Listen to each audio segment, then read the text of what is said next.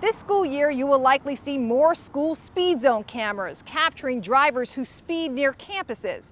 And while we recently discovered problems with these cameras leaving drivers unfairly ticketed, now we've learned those who try to challenge their fines are almost guaranteed to lose.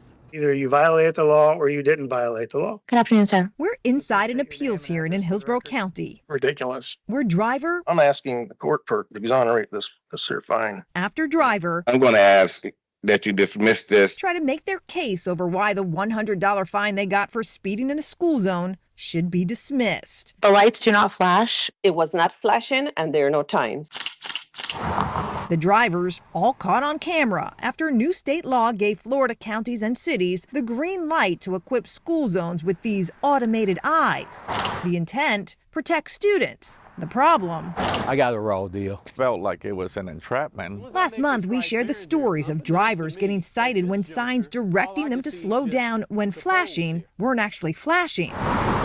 Then we discovered the new law doesn't say they have to, as long as there's a sign nearby warning drivers it's a school zone. It's a bit confusing, but that's the way the law stands at this time. It can be one or the other. It doesn't have to be both. It's a technicality that left this local magistrate taking his own shot at the camera law's lack of clarity. There are times when the legislator falls short of its intended goal when enacting law.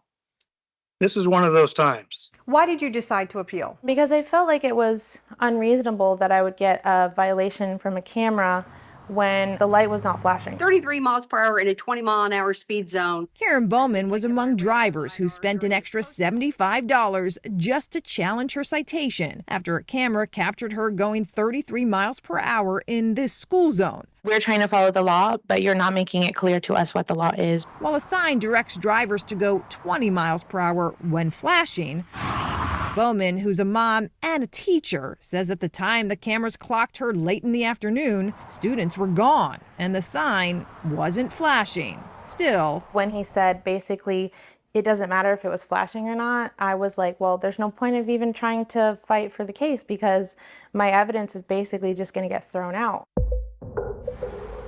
Karen lost her appeal. Most drivers do. In fact, new data we obtained shows few drivers who've challenged one of these fines have gotten their citation dismissed.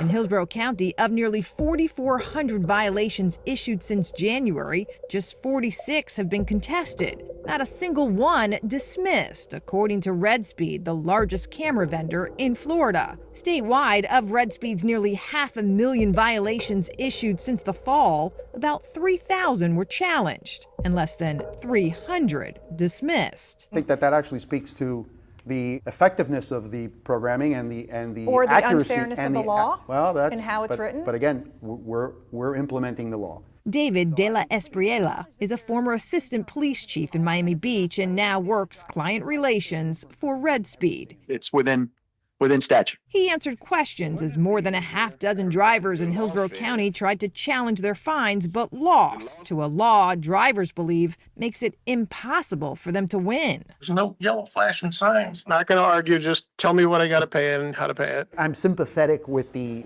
I didn't understand the signage in the school zone. I'm sympathetic to that, but we have to implement and install in compliance with whatever FDOT and the state tell us to do. Do you feel like the law as it's written right now in Florida is fair to drivers?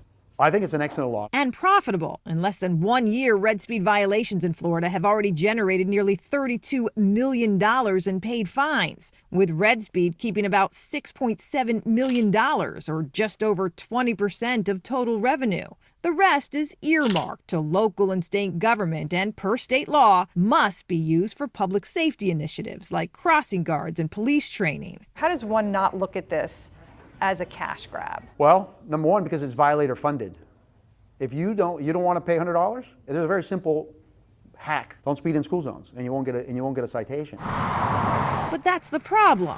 When drivers who thought they weren't speeding This is not fair. This is a kangaroo thing here. got fined for speeding Sir, anything more? It is what it is. Okay.